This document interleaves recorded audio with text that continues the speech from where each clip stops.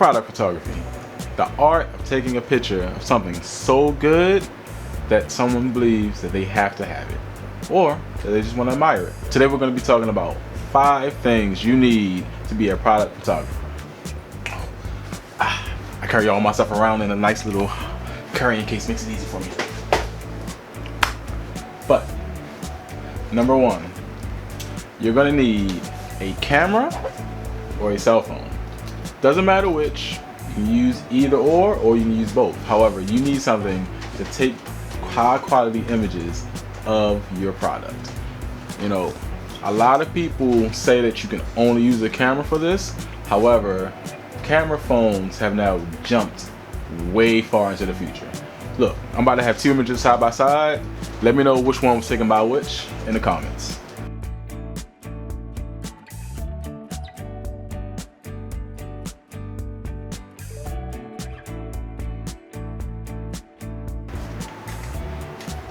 Number 2, a tripod. Using a tripod makes your life so much easier when doing product photography because you can set everything up and you can just adjust whatever your scene is. Trust me, it's worth the investment.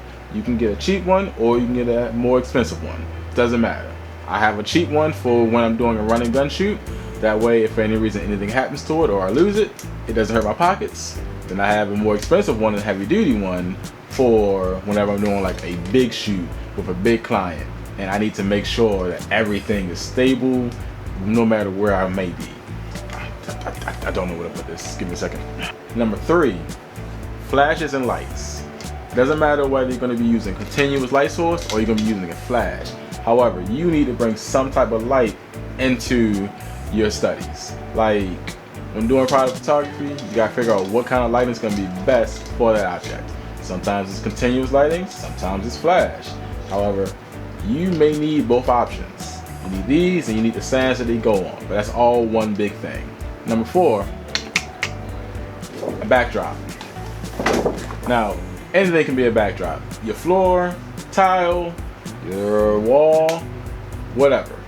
I personally use a mixture of everything, but I love being able to go down to like Dollar General, grabbing these 64-cent poster boards, you know, which are really big, by the way. Like as you can see, you know, like I'm not even that, I'm far away from the camera. However, I'm not, but it's a real great thing. They sell them in multiple colors. It makes your life a lot easier because you now have a variety of solid backdrops that are inexpensive, so you can use them, get them messed up, and just go buy new ones. And it doesn't hurt your pockets, especially if you're like a brand new photographer. So it's less of a risk to hop into this field. You know, maybe you don't even know if you want to be a product photographer. You just want to dip your toes in it. This is something good to do. And number 5, a reflector / diffuser. Now, you don't necessarily have to grab one of these. You know, mainly this is used to bounce light from one side of your setup to the other, and it makes your images look more natural. You know, sometimes you can't just flood it with 2 big flashes. You might just need a continuous light source, and you need a reflector on the side to fill in some of these shadows that you didn't really want. However,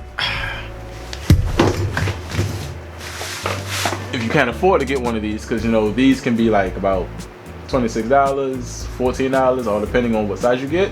You know, again, going back to the poster board, a white piece of paper or a white piece of anything will do the same thing a reflector will do.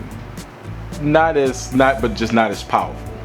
You know, the silver gives you a harder oomph to your light. However, maybe you need something more gentle. Finally, number 6, in case you know you didn't already know about this, but you need a product. When getting into product photography, shoot everything. Your cups, your pencils, shoes, shoot everything. Get all of the experience under your belt. Take your 10,000 ugly photos so that you can start busting out bangers. But that's it for me, guys. Take your time, like and subscribe. Deuces.